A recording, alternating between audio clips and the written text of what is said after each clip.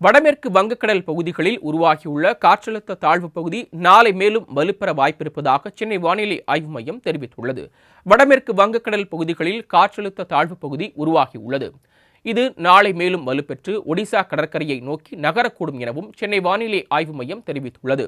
இதன் காரணமாக தமிழ்நாட்டில் அடுத்த 6 நாட்களுக்கு இடி மின்னலுடன் கூடிய மிதமான மழை பெய்ய வாய்ப்பிருப்பதாகவும், புதுச்சேரி மற்றும் காரைக்கால் பகுதிகளில் லேசான மழை பெய்யக்கூடும் என்றும் அறிவித்துள்ளது.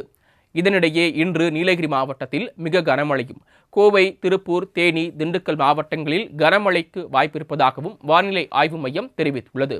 கடல் பகுதிகளில் மணிக்கு 45 கிலோமீட்டர் வேகத்தில் காற்று வீசக்கூடும் என்பதால் இன்று மீனவர்கள் கடலுக்கு செல்ல வேண்டாம் என்று மீன்வளத்துறை அறிவித்துள்ளது. இந்த நிலையில் ஆந்திராவின் கடலோர பகுதிகள் மற்றும் தெலுங்கானா மாநிலங்களில் இன்று அதி கனமழைக்கான சிவப்பு நிற எச்சரிக்கையை இந்திய வானிலை ஆய்வு மையம் வெளியிட்டுள்ளது. இதேபோல விதர்பா, தெற்கு சத்தீஸ்கரில் இன்றும் நாளையும், தெற்கு ஒடிசாவில் இன்றும் அதி கனமழை பெய்யக்கூடும் என்றும் அறிவிக்கப்பட்டுள்ளது.